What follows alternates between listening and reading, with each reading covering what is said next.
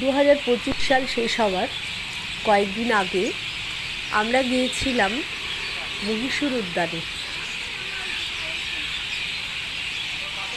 উদ্যানটি অপরূপ সুন্দর।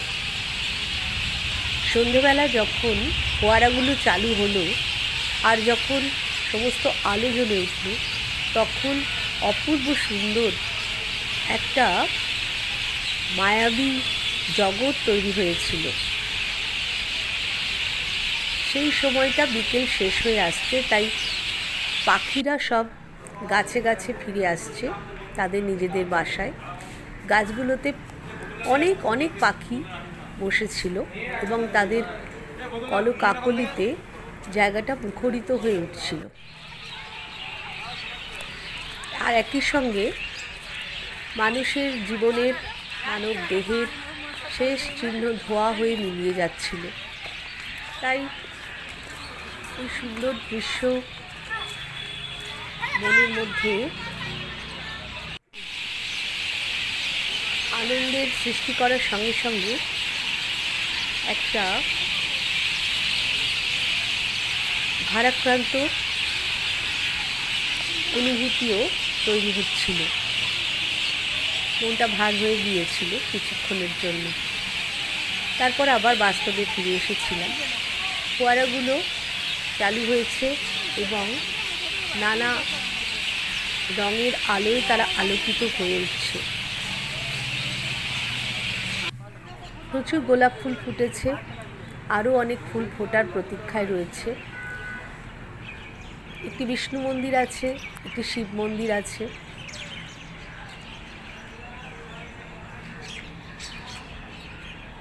নানা ধরনের গোলাপ দেখতে পাচ্ছিলাম। আরও অনেক ফুল ফুটবে, ডালিয়া, চন্দ্রমল্লিকা গাছ লাগানো রয়েছে দেখছিলাম। উদ্যানটির প্রাচীরে পুরনো কলকাতার অনেক রকম ছবি দেখতে পাচ্ছিলাম।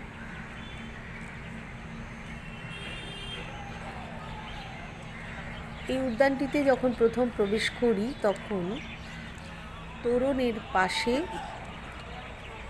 বস্তি শাবক সহ একটি হাতির মূর্তি দেখতে পেয়েছি। সম্ভবত মহীশূর রাজ্যের প্রতীক হিসেবে হাতিটি রয়েছে।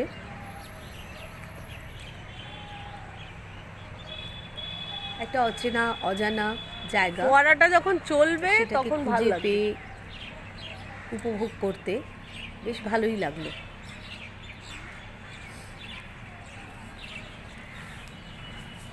বেশ অনেকক্ষণ সময় কাটিয়েছিলাম।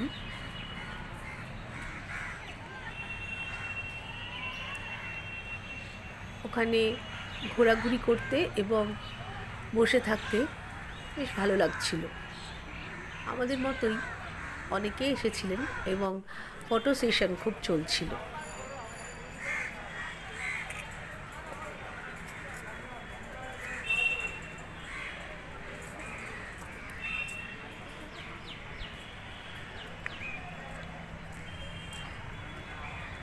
রাজবাড়ির একটা ছোট রেপ্লিকা রয়েছে, সেটাও দেখতে বেশ চমৎকার।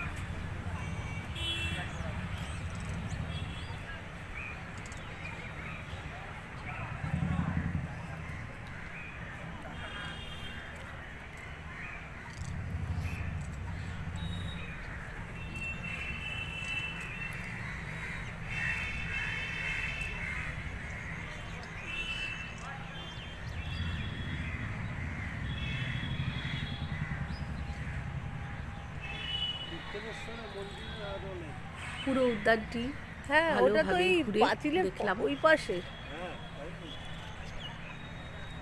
এখানে ফোয়ারা হয়, নিয়মিত পুজো হয়। আর বিষ্ণু মন্দিরেও পুরোহিত ধূপ ধুনো জ্বালিয়েছেন, সেটাও দেখলাম। প্রদীপ জ্বালিয়েছেন, সেটাও দেখলাম।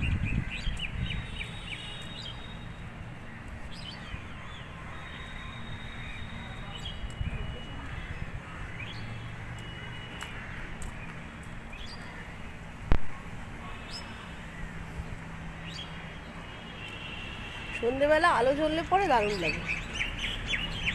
আমরা যখন গিয়েছিলাম এখনো ফুল ফোটেনি, সব চন্দ্রমল্লিকা ফুটবে, ডালিয়া। বিকেল একেবারে শেষ হয়ে যায়নি, তাই তখনও ফোয়ারা চালু হয়নি, আলো জ্বলে ওঠেনি। সন্ধে নামার অল্প আগেই ফোয়ারাগুলো চালু হলো, আলো জ্বলে উঠলো। আলো জ্বলে ওঠার পরে উদ্যানটিকে আরো মায়াবী লাগছিল, মায়াময় লাগছিল।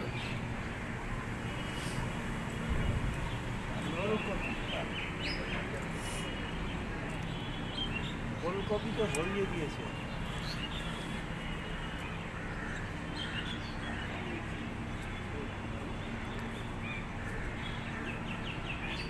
এই উদ্যানটির কথা খুব বেশি লোক জানে না। আমার অনেক দিন ধরেই এখানে আসার খুব ইচ্ছে ছিল। এই জায়গাটা আমার সব থেকে ভালো লেগেছে, ছবিতে যেটা দেখা যাচ্ছে এই জায়গাটা সব থেকে ভালো লেগেছে। ফেরার পথে অবশ্যই কালীঘাটের বিখ্যাত দোকান আপনজন থেকে ফিশ ফ্রাই নিয়ে মেট্রো স্টেশনে বসে সেটা খেয়ে তবে বাড়ি এসেছি। দিনটা ভালোই কাটলো।